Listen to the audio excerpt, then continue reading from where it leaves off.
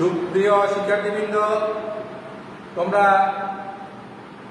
আমার ঘরে আমার স্কুল এই হিসাবে যে আমরা অনলাইনে ক্লাস দিতেছি, যে যেখানে বসে আমাদের ক্লাসগুলো অনুসরণ করছো, তোমাদের সবাইকে আন্তরিক শুভেচ্ছা।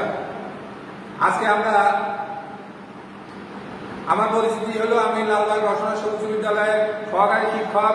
আমাদের স্কুলের পক্ষ থেকে নবম দশম শ্রেণীর জন্য এখন ত্রিকোণমিতির একটা অংশ নিয়ে বা ত্রিকোণমিতির বিভিন্ন সূত্রবলী নিয়ে এখন আমি এই ক্লাসটা নেব। তোমরা যে যেখানে বসে আছো, খাতা কাগজ কলম নিয়ে বসো এবং এই এখন ত্রিকোণমিতির সকল সূত্রাবলী এগুলো খাতায় লিখো, বুঝার চেষ্টা করো। আমি এগুলো বিশদভাবে ব্যাখ্যা করি। আজকে পাঠদানের বিষয় হলো ত্রিকোণমিতি। ত্রিকোণমিতি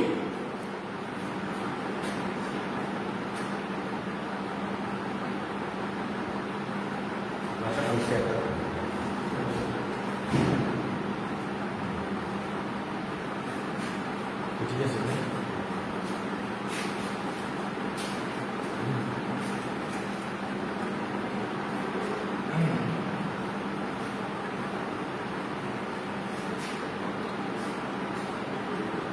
ত্রিকোণমিতি শব্দের অর্থটা কি আমরা আগে বুঝার চেষ্টা করি।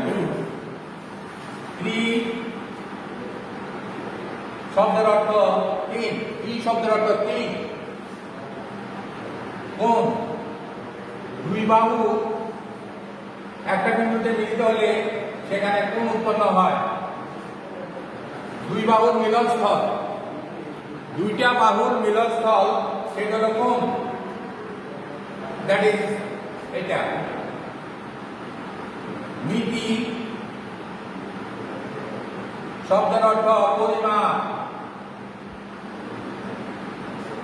তাহলে ত্রিকোণমিতি শব্দের অর্থ দাঁড়াচ্ছে তিন কোণের পরিমাপ।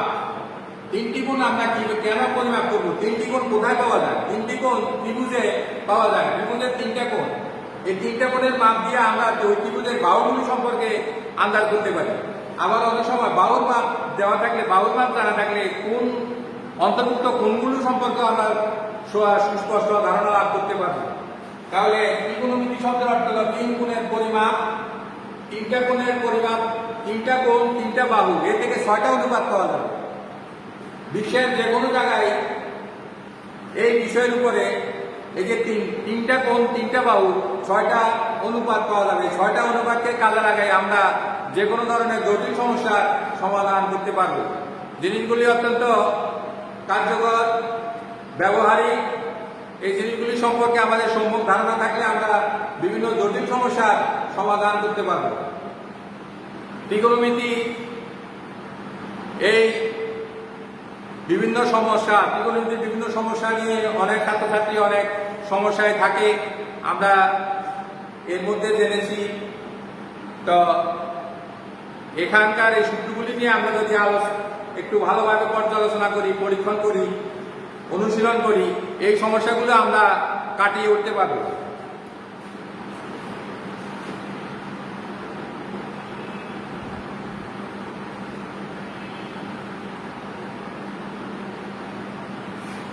একটা সমকোণী ত্রিভুজ,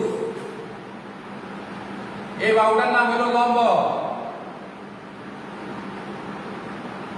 এটা আরেকটা নাম আছে, এখানে যে এ বি সি, এখানে এটা থিটা।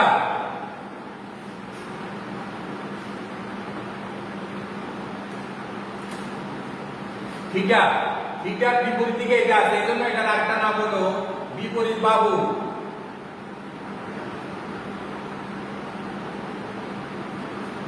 এটা হলো ভূমি, এটার আরেকটা নাম সন্নিহিত বাহু।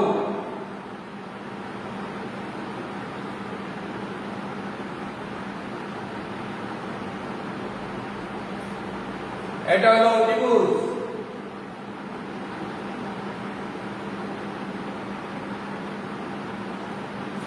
তাহলে বাহু তিনটার নাম আমরা জেনে গেলাম। লম্ব, ভূমি ও ত্রিভুজ।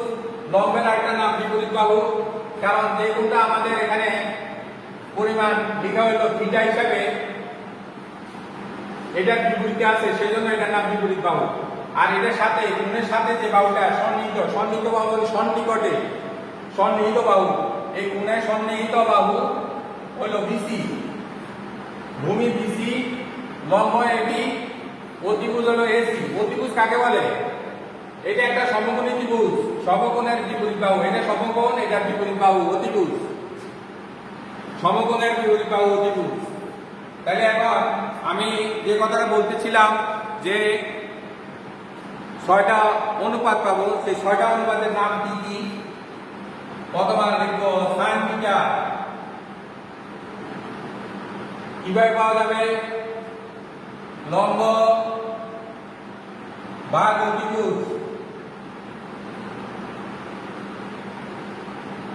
লম্বকে অতিভুজ দিয়ে ভাগ করলে পাওয়া যাবে সাইন থিটা।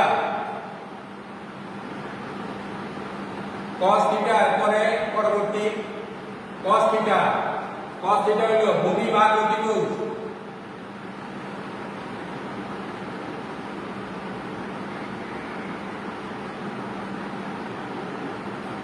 এরপরে আসবে, এর মধ্যে আমি বলছি জিনিসটা তোমাদেরকে, সাইন থিটা cos থিটা, এই দুইটাকে আমাদের একটু কষ্ট করে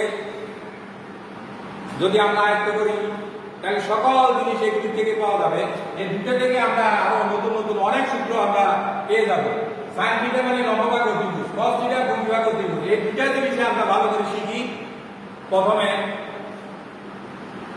এই দুইটা জিনিসকে আমরা বোঝার চেষ্টা করি। সাইন থিটা লম্ব ভাগ অতিভুজ, cos থিটা ভূমি ভাগ অতিভুজ, এই দুইটাকে যদি আমরা একটু বোঝার চেষ্টা করি, বাকিগুলো সব এগুলো থেকে এসে যাবে, ভয়ের কিছু নেই। এর পরবর্তী আসবে ট্যান থিটা। ট্যান থিটা হলো লম্ব ভাগ ভূমি,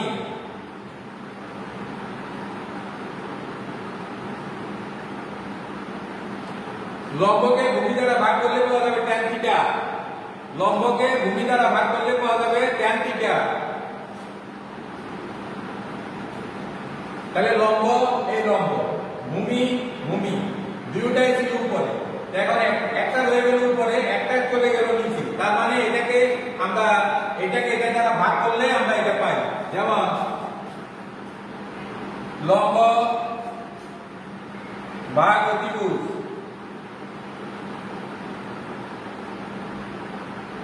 গুণ চিহ্ন দিলে ভূমি যাবে, লম্ব ভাগ অতিভুজ, আর এখানে ভূমি ভাগ অতিভুজ। এখন এখানে যদি ভাগ চিহ্ন থাকে, ভূমি ভাগ অতিভুজ।